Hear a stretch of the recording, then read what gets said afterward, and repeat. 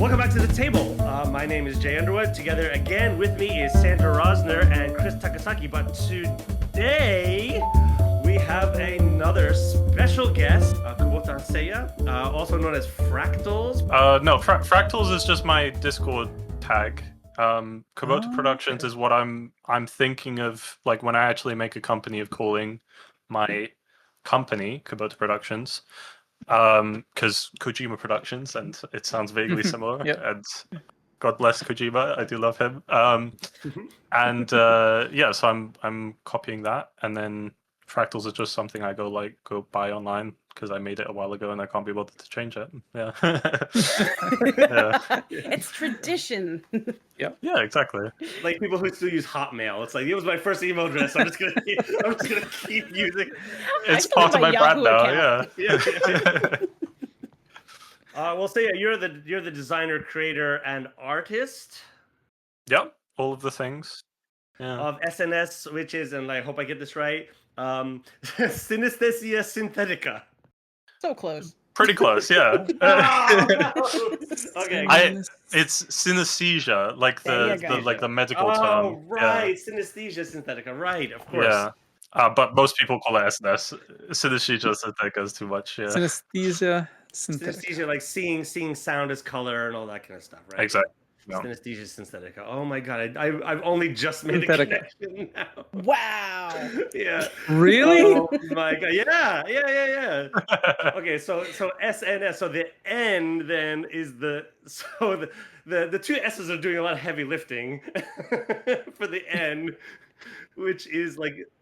Yeah, it's basically just copying D&D. I was like, I gotta make something that apes on that, so that most people will be like, oh yeah, D&D, SNS, it works. Yeah. I gotcha. So, and it's described as a biopunk surrealist nightmare, and born out of the love for your enjoyment of things like Valley of the Wing, Wind Up Girl, The Stars Are Legion, Brain Ship series, etc., etc. All amazing books. Yeah. Why don't you tell us a little bit about like the incept of this project and how it came to life, etc.?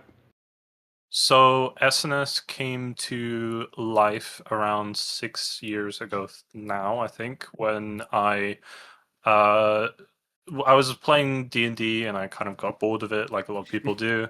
And so... What level was your character when you got bored? I think I played like 2 games of D&D, and my DM was really lovely, but also it was, I don't know, I was young and the games were kind of bad.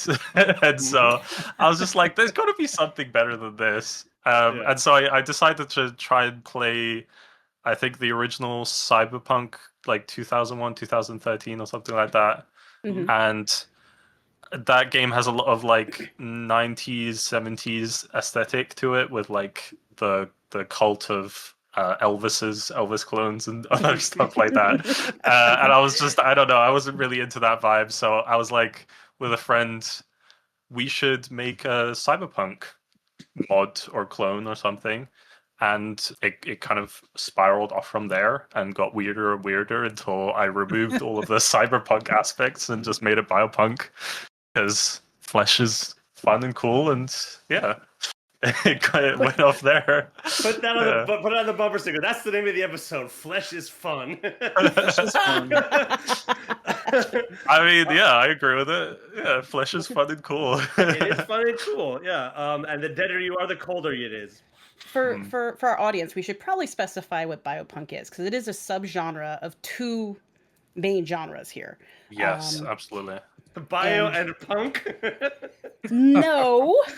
No, Jay. Please explain. So it is very specifically a subgenre of sci-fi. Sometimes it goes into dystopian, but what's really unique about this subgenre is that it's one of the sci-fis that cross very heavily into horror. And that was one bit that I was getting from your rule book and your supplement, like how to run a session in this world, that you seem to like lean in pretty well into some of the like the body modification horror and things like that. And I was very interested to hear like how deep you go into that and like what drew you to that, because like it's rare to find biopunk, like straight biopunk these days, that really dip into the horror. So I was like super curious about it. Yeah, totally. I mean, I remember having conversations with Jay, like it's like when we were like talking in real life, and it is something that I really enjoy about the game, but also something that I've been trying to stray away from slightly, because it does make SNS like a very a game that's only for a certain type of person type game.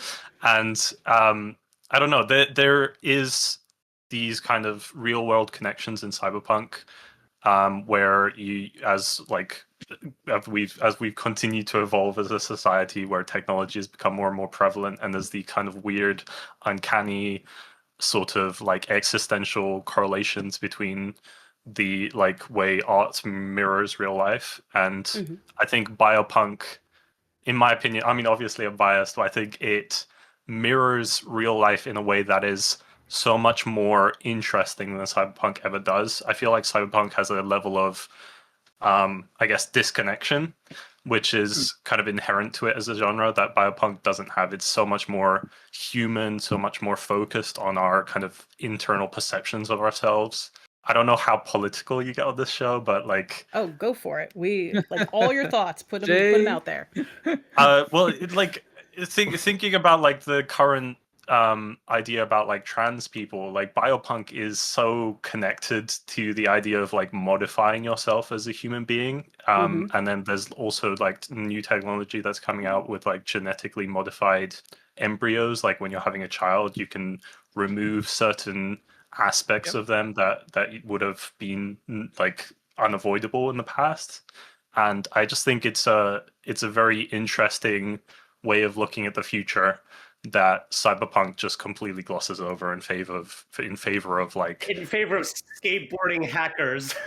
Yeah, I mean, well, it's evolved now. Like the new Cyberpunk 2077 game is an interesting look at it. But I think Biopunk it's very horror, but it's very personalized as horror. It's like what do you think of yourself when your body is no longer like human, or you've changed it, or there's this kind of like cognitive dissonance. Is very interesting for me. Yeah. I have heard quite like a lot it. of people who love horror, they talk about like it's not just like the shock value of the jump scares, but there's like a strange intimacy that happens where like you get to almost explore your body in a certain way that like, you know, other genres don't allow you to. So it's really interesting that you hit on that.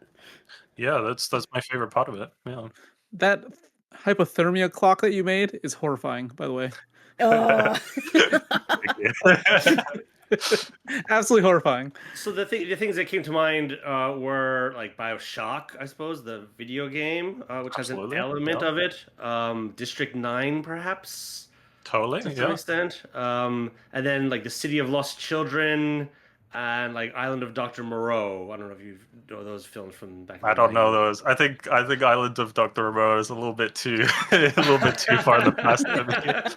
Or perhaps maybe more as a milieu, the works of David Cronenberg have a Oh yeah, biopunk absolutely. element I mean, to them. Biopunk is a thing. I just think it's not. I think it's because it focuses on body horror that like most people aren't as much into it, because like it is kind of a lot of the body horror stuff is kind of disgusting, and I don't think people like media that is like disgusting generally. And so I don't know. For SNS, I've been trying to go away from that in terms of more of the like existential part of it. But yeah, it's certainly definitely there.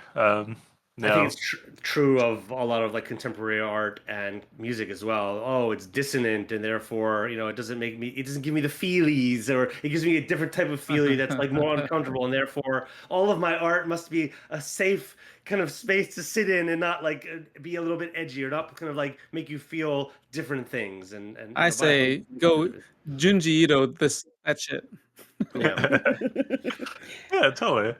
Well, we're going really broad here. We're just sort of talking about like biopunk as a genre, but like, why don't you tell us just about your world then? Like, how is your world unique as a work within the genre of biopunk then?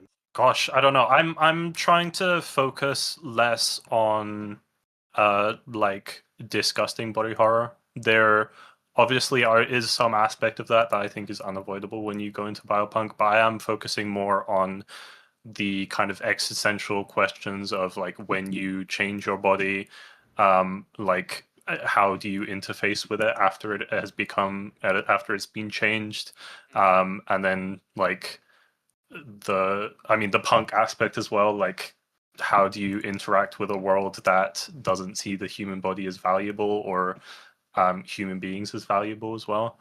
But yeah, I don't know. That's very existential. I like that. It's cool as well. Like you make a gun out of flesh in your hand, and that's sick. You could light somebody on fire. Like it doesn't have to be very like intellectual. It can be dumb fun as well. Yeah. Well, I suppose so. Having I guess the human body then, or the body, to be more specific, then has a value that can be it's commodified, it's objectified, it's like it's shrink wrapped and papered and sold and packaged and reformed to have function rather than just life as itself, as something to be kind of almost like weirdly religiously respected, perhaps. I don't know. Absolutely. Yeah, humans are seen as resources. Biological matter is seen as resources, animals are seen as resources, and the powerful get to like play with that in a way that people with less power have no control over. And I think that's a very interesting and kind of dystopian world to experience. And so there's these, so like in cyberpunk, obviously there's like the super companies that are on Earth. If we're going to go for the like cyberpunk 27, there's Arsak and all of that, and they have like people in space, people down on Earth, and they're messing around with things, and like normal people can't do anything. In my game it's pretty similar, but all of the people with power are just fully just up in space. They don't have pretty much any presence down on Earth. And Earth is essentially just a place where farming and like games of like lives of 1,000 people are played out for the amusement of people up in space. And yeah, I don't know. It's fun. It sounds eerily like now. I mean, yeah, that's I think when you go into the punk genre, obviously there's always some sort of aspect to it that mirrors real life. Yeah.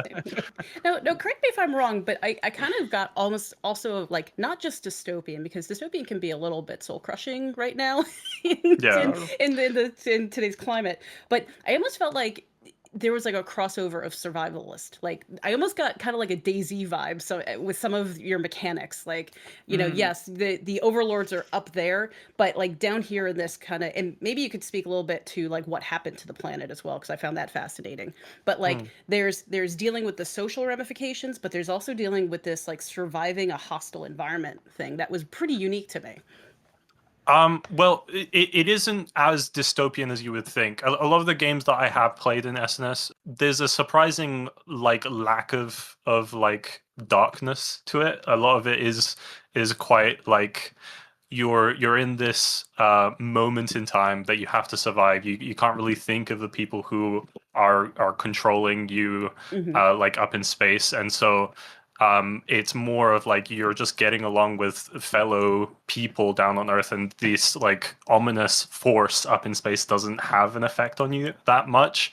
Like the kind of culture and backstory I've written for the people that are down on Earth, I've tried to make it as vibrant and full of life as possible, because in contrast to people up in space, because it is, when you're in that sort of situation, obviously you survive off of your contact with other human beings, with other people, and that's what makes life like valuable and fun and enjoyable to live in. And then in contrast, those people up in space are like, it's a terrifying like brutal, just desolate space where everyone wears gray and brown and there's like no art, and it's so boring.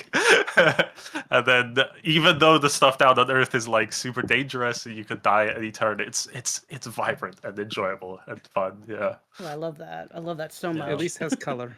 Yeah, exactly. What is a stereotypical session of SNS? So if they're not directly related or combating those that are in orbit, like what would you, is it like a day in the life? Are you looking for? Is it? It's sort of an impossible question. I know. Yeah, that is a bit of an impossible question. I haven't written any like campaign modules or like adventure modules for SNS, unfortunately, yet. I don't think my skill as a writer is quite there yet to be able to capture what I have in mind. But from the games that I have played, I don't know. I can explain to you like one fun scenario if that would like capture the please. the vision, maybe. Yeah, please. Okay, so in SNS you can play as a bunch of weird races along with being human, and all of these weird races are kind of based off of humans being the kind of mother race, and so everyone is humanoid. Everyone thinks like a human. Everyone is just purely just a person, but they have like different life experience based on their culture. Cognitive, Data Doll, Hylian, Yes. Fakian, Thurin. Oh yeah, those and gel caps and Falcons and things like that. Yeah, exactly. And I was wondering, sorry to interrupt, but I was wondering how many people actually play humans in your world? Because like when you have all those other options, like why be a human? people are boring. People like playing humans. I like playing humans. I make humans as boring as possible, and people still play it because it's familiar. I don't know why. Like human fighter is a thing in D&D. That's like the most popular class. I love human fighters. Yeah, exactly. I guess because you can then interact with the fantasy world as like you being the conduit or something like that, perhaps. Yeah, I think there is an aspect of like you experiencing the weird and wonderful, but through the lens of just being a normal guy. I think that's an interesting fantasy. So you gotta cater to it. Yeah, we digress. But yeah, so they were adventuring, and in my world there are like vending machines dotted around the landscape that you can kind of interact with, and so it should be noted that you do live in Japan, like me. Yeah, I mean it's a great idea. I love it. Small influence, perhaps. Small influence. Ooh, pizza. Pretty heavy 30 steps. Ooh, women's underwear. Well, not that far, but they decided to go up to one of the vending machines, and I think they were trying to buy ammo or something.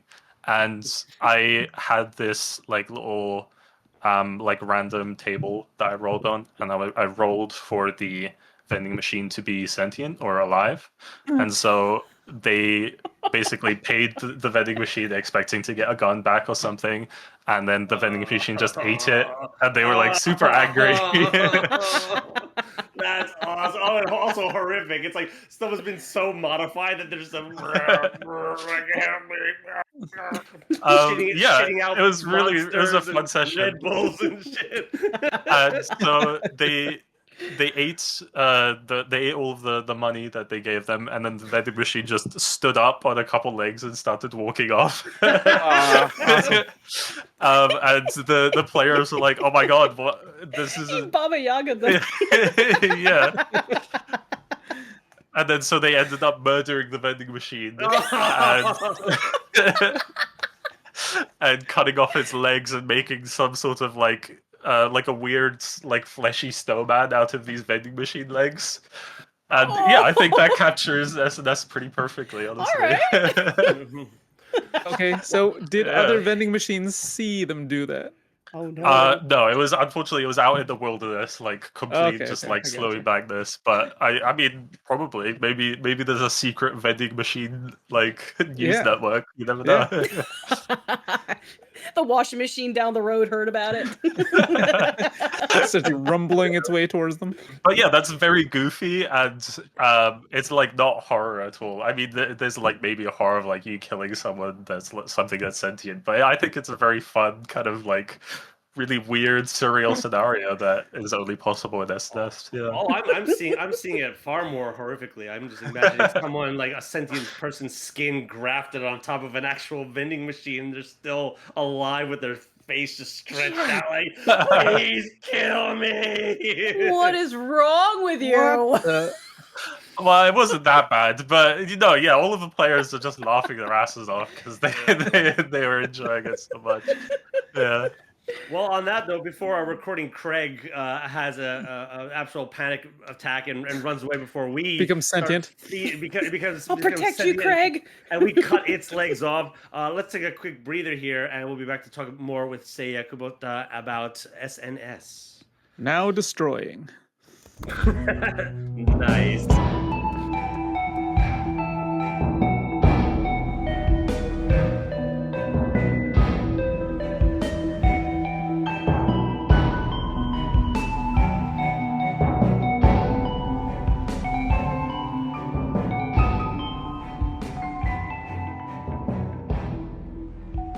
And we are back after a proverbial ad break, of which we do not have any sponsors yet, but hopefully we'll be able to fill them up in the future. Eventually. Dystopian!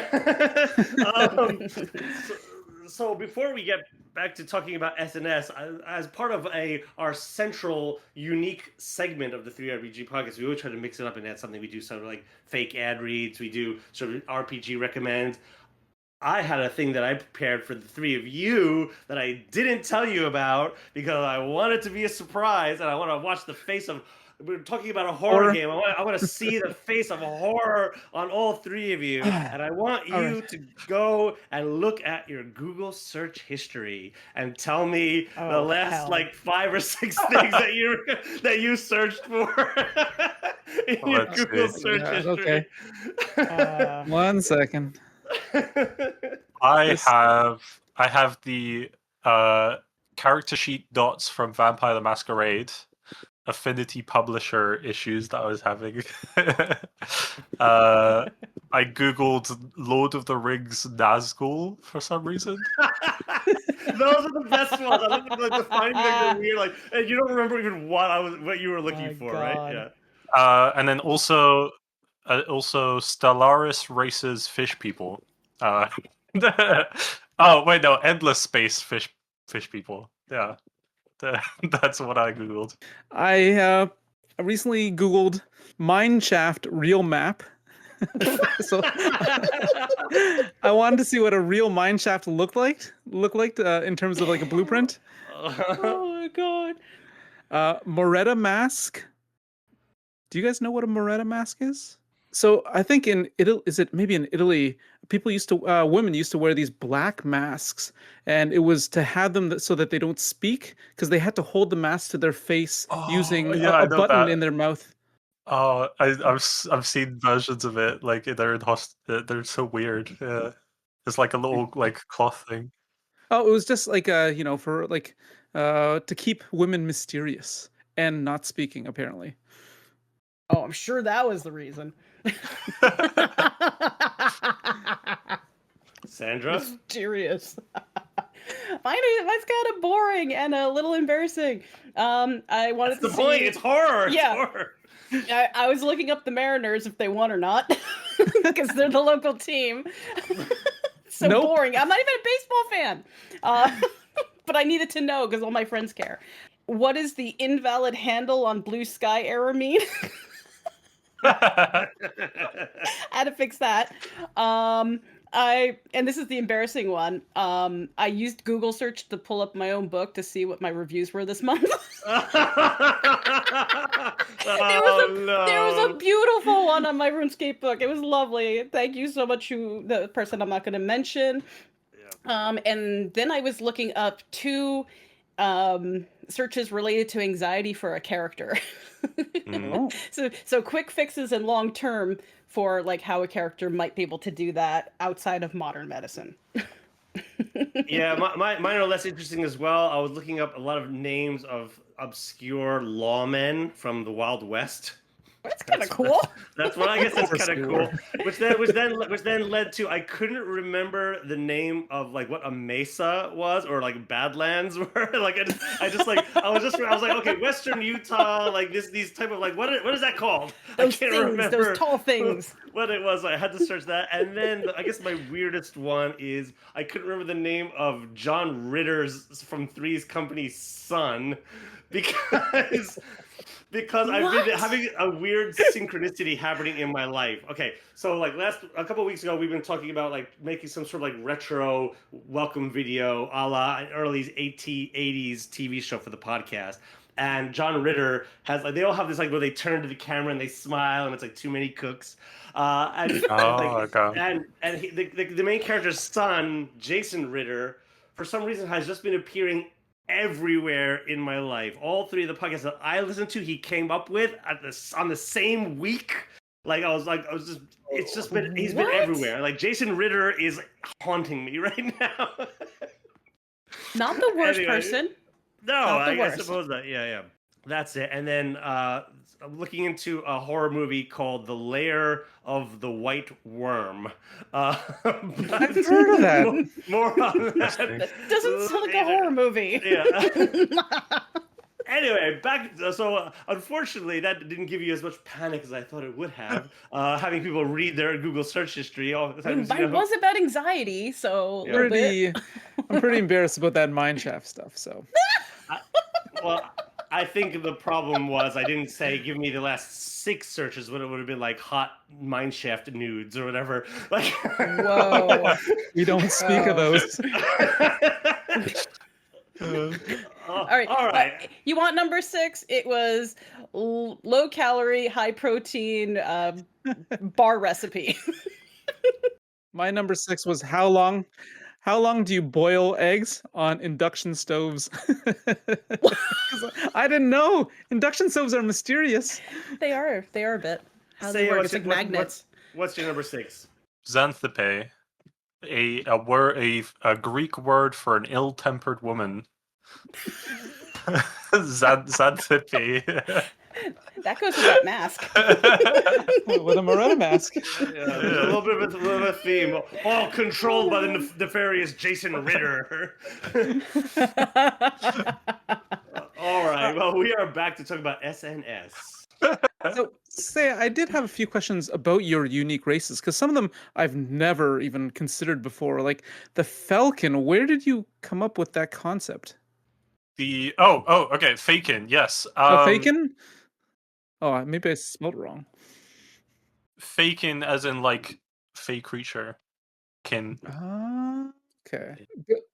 Not from like faking it till you're making it. PayPal. Well, no, that works as well with their idea. Yeah, in some ways. I don't know. I don't know how I came up with them. They're just like they're little creatures that take over people's bodies to impersonate them. I think I really enjoy playing D&D as the what's that race that's like gray and kind of none of their features are Dungeon changelings. Master. Yeah. Gamer in general.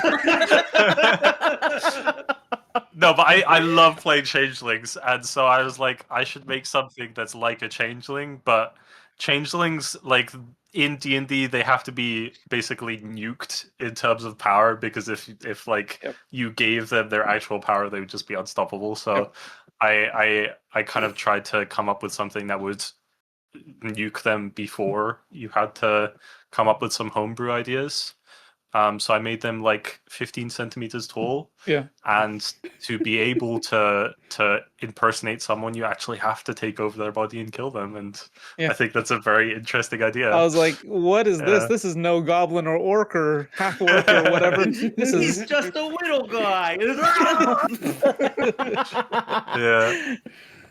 I really love the fake it, but the art for them was being the most like impossible to recreate, because I've been making little 3D miniatures of all of the racers, and faking I just haven't managed to get around yet, because like making a 3D version of the sketch has just been impossible. Unfortunately. Yeah. And the gel cap, that's a Titan, right? Yeah, basically. Okay, just making sure. I just like it would be such a cool idea, yeah, to be able to play as that. So I was like, yeah, absolutely, awesome. Yeah.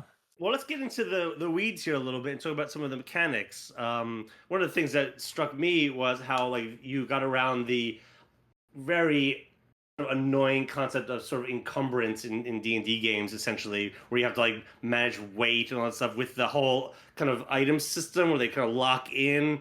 It sounds pejorative to say it has something like a video game quality to it, but that does get around a game design challenge of having to say like, oh, how do you deal with how much loot character can carry, right? So you say video game quality. It is absolutely video game quality. It works for a reason. Yeah, I come from a video game background originally, and so making TTRPGs has been all through that lens. And so I basically just stole the inventory system from Resident Evil, and I was like, yeah, let's put it in the TTRPG. It works. It works great. Tetris, yeah. right? SNS is such a patchwork. I just steal everything. Yeah, it's great. Art to steal. And that's sort of like a meta element of what the game is, right? Like it's a patchwork of people like getting modifications and sewing them onto their skin. Taking an arm here, taking a leg there. Take it like that, yeah, absolutely. SNS is it's all over the place. I mean, the fact that I've managed to work on it for 6 years means that it's much more. Like a lot of the ideas have morphed from their original inspiration into something that works with the idea of SNS. But yeah, pretty much all of my ideas are taken from some other place originally, like the idea for the Thurin. All ideas are. Yeah, I mean, yeah, but I take my inspiration like very directly. I'm like, that's a cool idea. I'm taking that.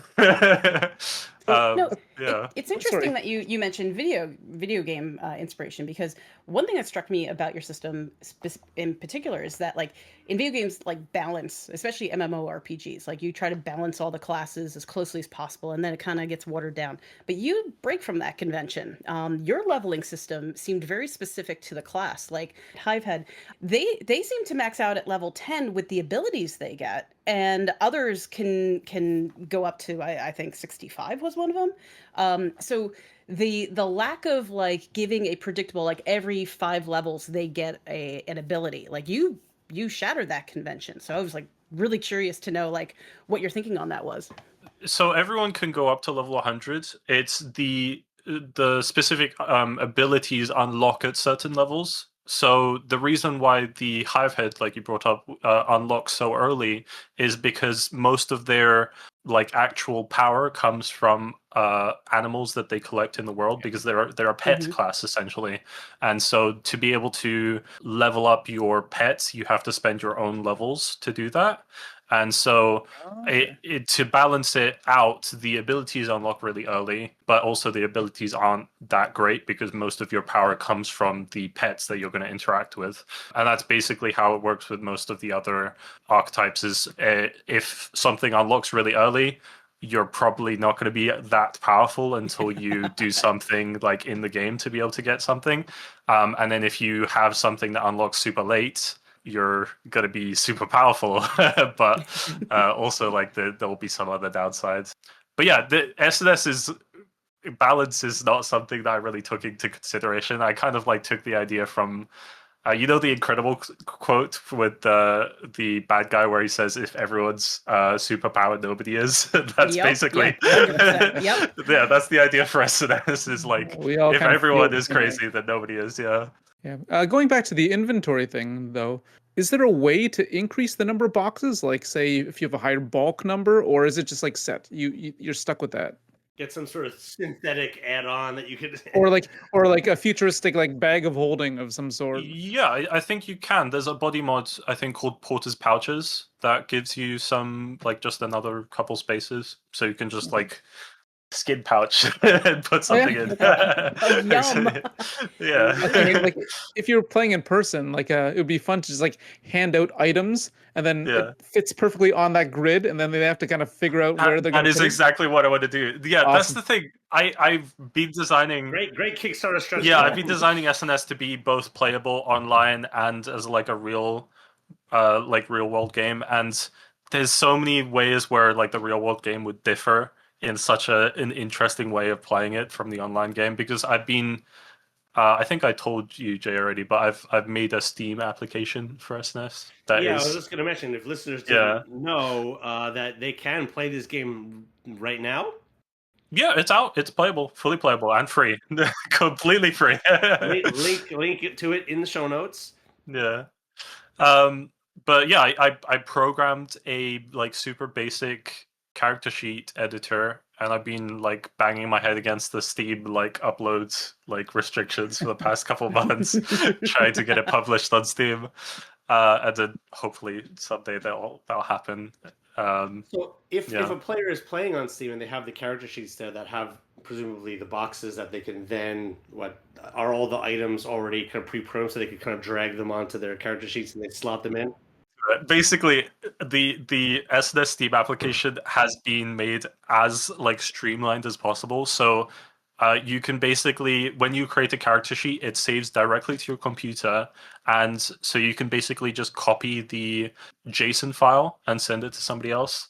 Oh, So wow. super easy. You can like everything's saved, and then Steam also has the like auto save feature as well, which I'm going to try and program in. There's like a lot of plans I have for the digital version to get it to like be as good as possible, and then I'm probably going to try and add some like algorithms so you can do some of the more complicated calculations in the actual like Steam version itself, because I think when you get to like super high level, like level 1800, rolling just gets crazy during combat. Like you'll be rolling a d12 plus a d6 plus a d8.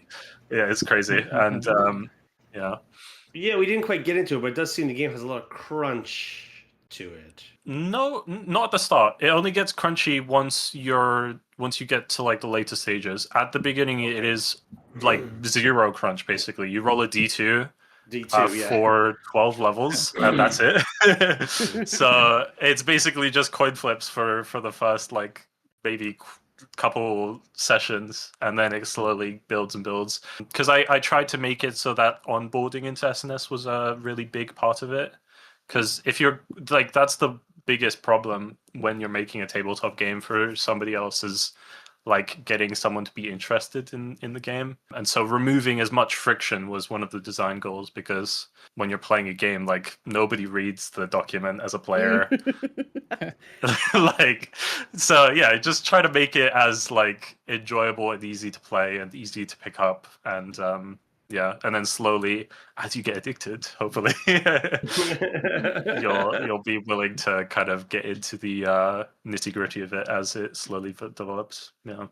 Now, is it like a session? Because like 12 levels of rolling a d2, right? So yeah, so levels in my system are a little weird in that it's partially given out by like how well you roleplay to really encourage that part of the system, and then the other half is basically taking the design philosophy from Kids on Bikes with the exploding dice system. So when you roll like the highest possible roll, you level up. So for a D2, every time you roll a 2, you level up. Okay, gotcha. And then every time your dice changes to a different level, so after you get past level 12, it would change to a D4. Every time you roll a 4, then you also level up. And then that combined with the like role-playing aspect, you can blaze like into the highest levels like really fast, depending on how like long you want the campaign to be. Yeah. I do quite like that, because we talked about, actually our last episode was on leveling up, where we only scratched the surface, and like the different mechanics of rolling up, like how Cthulhu says when you fail a roll, you roll up. In this one, like at the lower levels, you're more inclined to learn because you don't know shit. But like as you get better, it's harder to level because you just know more things, so you got to roll 100 on the D100 or something like that. That's really interesting. I love the math of this, because this was a system designed by somebody else, because I am absolutely god awful at math. But basically, I was talking to a couple of people, and I was like, I have this problem. I want to make a rolling resolution system that is like pretty different from a lot of the other TTRPGs out there. And they designed the whole thing for me, and it is gorgeous. The math is so chef's kiss. It's amazing. Shout out, perhaps, or yeah, absolutely. Their names are on the document. They are Cubilock and Ophi Drago, or Draco. Yeah, those are their Discord usernames. I don't know if they'd be comfortable revealing their real ones. Yeah, excellent. Yeah, so if as new players, like we've never played your game here. We're just fellow designers, people who are D&D curious. So, like, how does your combat system work for listeners who might be intrigued and wanting to play? A lot of people, like, when they pick up a new module of role playing, they're like, okay, they just skim over to the combat section, right? Okay, well, how do I fight this game? Or is it a combat game even? Combat in SNS is pretty in depth. Like it is. I really like combat in a lot of TTRPGs games, and I tried to make it so that combat had as much like time invested in it as the roleplay aspect. And basically, when you're rolling, the GM or storyteller in my system doesn't roll at all during combat. It is only the players. Everything is player focused. So when players are fighting an enemy, say they're rolling at a dice level 6, they would be like telling me what they want to do. I want to stab him with my like bone knife or something. I would be like, okay, you have to roll versus their agility, which would be a d6 plus the agility modifier, and then they would roll that, and then they would roll their thing to see if they hit. If they do hit, that means that they do full damage. If they don't hit, they do half damage. So no matter what, you're going to be doing damage to the person. It's super streamlined. Combat at the start of the game is super deadly, but also like really, really fast. And that was one of the things I really liked from it, because D&D combat is horrifically slow sometimes. And that was one of the things that immediately made me check out. I hate combat that lasts that long. Because it just gets uninteresting at that point. Especially at the upper levels, it just becomes untenable. Yeah. Yeah, exactly. Brutal. And so SNS at lower levels is super brutal, but also really fast. And so you get it over with, you know whether your character's dead or not, and then you can move on and back to the roleplay. But once you've invested into your character and it's gotten to the point where you have a lot of like stuff in it, combat becomes more strategic, and so. It lasts a little bit longer. Still really fast, but also you get so much more abilities. Like you might unlock an ability that gives you double damage on like certain weapons and stuff like that. Yeah, that makes combat so much more like a game of strategy, where if you know how to play it, you can do more damage and win faster. What does combat look like on the DM side though? Because like you described what it like a player attacking a creature, but what about a creature attacking a player? Because you said there's no rolling for the DM, right? Yeah, so I would tell the players what the enemy does, and the players would have to roll to dodge that attack. Okay, I gotcha. Yeah, so it's all on the player's side of things. Yeah, I think that was another reason why I decided to do that was to like remove fudging, because that was the thing that a lot of players tend to complain about, is the idea that their DMs are fudging rolls, which is like. Obviously, you can do that in narrative play, because sometimes you might roll something as a DM and you can completely hide that behind the DM screen if you want to. But for combat, I just like the idea of it being kind of transparent and just a game of skill at that point, where players know all the information, so they know if they've been fucked over by themselves. Yeah. What was like the biggest challenge in creating your game though? Because it sounds like you've been working on this for a while. Have you ever come up to like roadblocks or things that have made it difficult to advance? The designer fear of like once you start tinkering with like the mechanics and you break one thing and the whole thing collapses, and like worried about, okay, I can't change that because that works really good, or like things to avoid. Well, a lot of the mechanics in SNS they're interwoven, but if one mechanic just doesn't work, you can strip it out of the system and it won't affect the larger systems in total.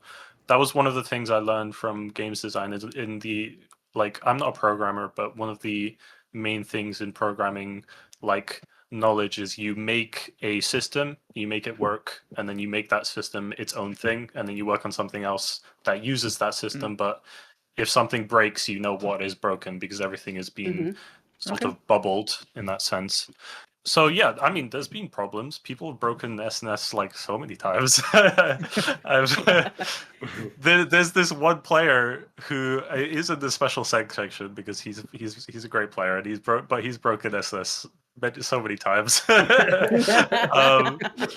And that's difference between games design and TTRPG design is TTRPG design works so much more with like the vagaries of language than games design, because games design is super concrete in terms of like you code something, and code is like there's no vagueness in code. If there's vagueness, it doesn't work. So that's one of the things that I've been like was a really, really big challenge is relearning how to do basic like games design ideology, but like incorporating like this kind of metaphysical like idea of like how language works into it, which was super interesting and very hard to get my head around. What constitutes difficult terrain, or what constitutes an attack even, or something? That's one of the great things, is because something can be interpreted by a person. That's one of the things that I kind of dislike about games that are quote unquote crunchy, because it's if your game is so simulationist to the point that you don't really need a DM or GM like making like judgments for you. Like you could just basically make a video game at that point. But yeah, TTRPG is super interesting. The fact that there is someone there that can make on the fly decisions is incredible for the gameplay experience. Called Pathfinder Kingmaker. Yeah. The video game. Well, Seiya, thank you so much for coming on and talking about your game. What we always like to do is we try to end these sessions as one, we like to leave our listeners with wanting more than less. And anyone who wants to know more about ESSA could find links in the show notes, which will bring you to all the things that Seiya is creating and going to create in the future, which I'm sure there's going to be more coming out from this creative mind. One of the things I discovered recently is if you type in SNS TTRPG or Synesthesia Synthetica, my game is the first result on Google. It is the number one result. I'm so happy about that. It would be sad if it wasn't, though, right? I mean, yeah, totally. But the fact that it's gotten to the point where like I have my art in Google Images, it's been cataloged. It's incredible. So what else have you been working on, Seiya?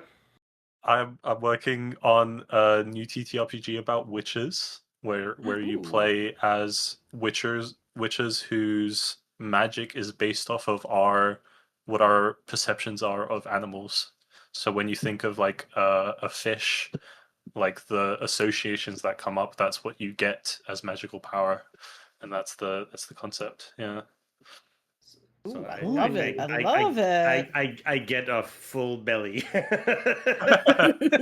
So you're a bear. Yeah. Well, it's more like I don't know, like rabbit. You think, oh, rabbits can jump, rabbits are fast, so that's what you would get as like the associations. Yeah. Some people get like really embarrassing magical skills because they're furries. I mean, the furry accusations have been coming in, and it's getting harder and harder to like. harder and harder to just be like, no, I'm not a furry. Lean into it. Make it a furry game. Make it a furry game, an RPG for furries. You would have make a lot of money. A crazy amount of audience for that. From what I've heard. I'll cater to the audience. My games are always open to that crowd, but I'm not a furry myself, so I can't relate. Love to hear that. Do you get to choose your animal? So you have to hunt the animal, and there's like a series of steps. I'm basically taking a lot from like Monster Hunter and trying to make a TTRPG where you have to hunt the animal, and if you manage to successfully hunt it, then you can use its meat to power your magic. And then like if we take it to like logical conclusion, what if you hunt a whale? Like that's gonna be crazy because it takes like a whole ass team to be able to do that. But then also like maybe you get to become really big or something as your power. Yeah. If multiple people eat the same animal, do they have some sort of psychic bond and connection now that they've eaten this thing? I don't know. It's not done yet. It's in development right now. If you hunt your friend, do you get their power? Yeah. That's the kind of question I'd ask. The most dangerous game, human beings. I think cannibalism or anything along that line is I don't know. My idea is like human souls or our perceptions of humans are so like complicated that it just wouldn't work because you just explode basically.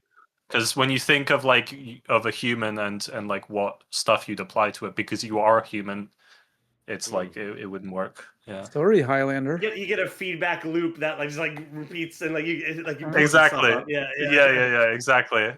But then our perception of animals as being like lower than us is like, oh yeah, that only has one aspect to it, and so it works. Yeah. Well, maybe there's a like to cross over to SNS. Maybe there's an extraterrestrial being that's like hunting humans to do the same thing.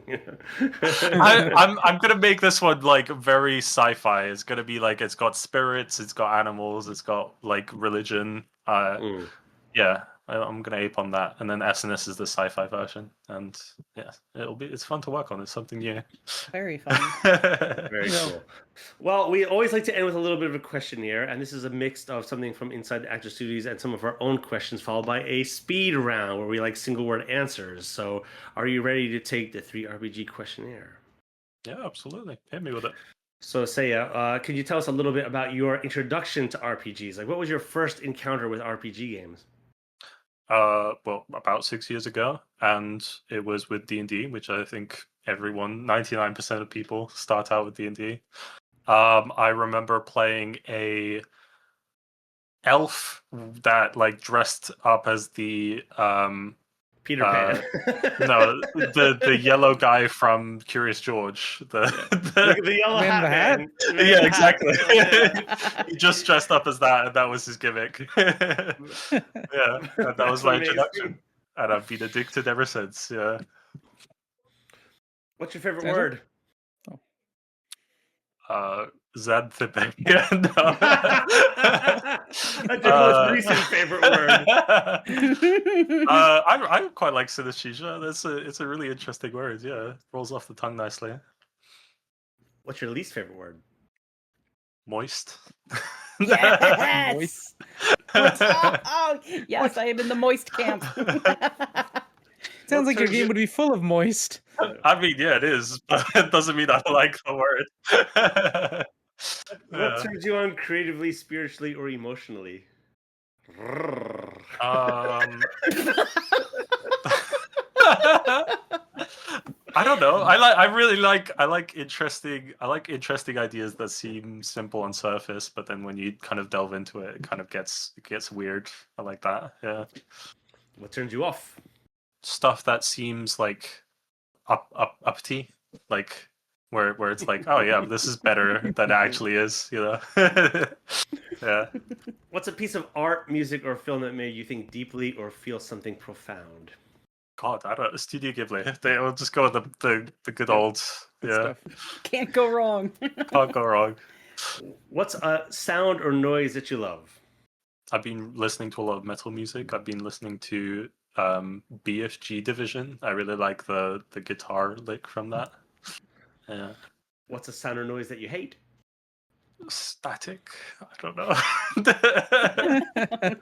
What's a common belief or rule that you completely disagree with, RPG or otherwise? I think, God, I don't know. It's coming up blank. That vending machine should be allowed to eat your money. vending machine solidarity. Yeah, there we that's go. something I believe in. What's your favorite curse word? I like sod. Sod is a good one. Nice. Yeah. I love it. How do you handle writer's block? I don't. I give up. Oh, I feel that one. Yeah. What profession would you like to do other than your own? I love working as an artist. I don't know. Something pottery, maybe. I like pottery. And a profession that you would not like to try to attempt? Being a medium. Yeah. Being a medium. Yeah, spiritual medium. Wow. I feel like that would be quite hard. Yeah. Then the final question: if heaven exists, what would you like to hear God say when you arrive at the pearly gates? Your art was pretty cool. Well,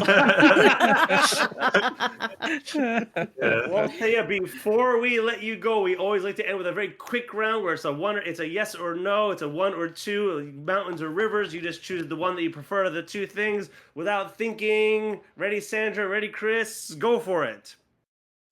Vending machine or store clerk? Vending machine. Vampires or werewolves? Oh, vampires. Hardcore. Hate werewolves. Movie or video game? Video game. Pirate or ninja? Pirate or ninja? Ninja. Favorite video game of all time? No, it's a yes or these are yes or no questions. Yeah, what? You messing with us. Christian. Wait, no, I know this one. Absolver. Yeah. See, that was fast enough. Yeah. Okay. Cyberpunk or steampunk? Cyberpunk. Steampunk is just gluing cogs onto things. Battle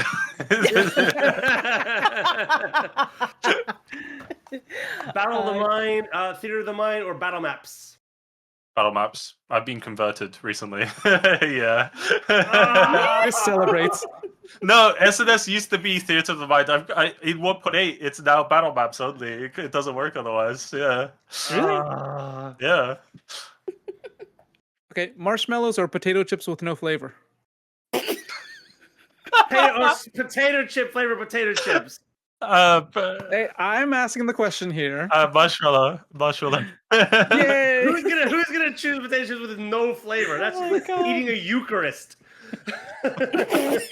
Eucharists are potato chips with no flavor. I mean, maybe it's spiritually fulfilling. We didn't factor in that part. Maybe. Yeah, Satan or God? No, I'm not asking that question. No, I'm not asking that question. Shoes or sandals? Shoes. I don't like having my dogs out. I don't know. See, you're not from the Pacific Northwest. Unicorns or narwhals? Narwhals. Pencils or pens? Pens. I have some other ones that aren't like. No, Chris, the format. Follow the format. Good grief. Good grief. I thought we could have a little bit. It's so like Variation. well put together once it's edited. I didn't know it was this chaotic. There we go. That's a good ending. There you go. On that note, Seiya Kubota, the designer of SNS, thank you so much for being part of the 3RPG podcast. Well, thank you for having me on. I really appreciate it. Yeah. Ciao.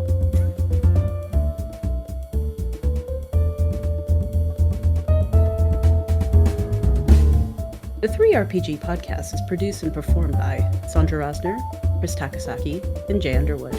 Music and audio editing, mix, and master is done by Jay Underwood, art by Chris Takasaki. If you'd like to be a guest on the show or have any questions, please email us at 3rpgpodcast@gmail.com. If you would like to support the 3RPG podcast, please visit our Patreon or visit our website at www.3rpg.com. That is THREERPG.com.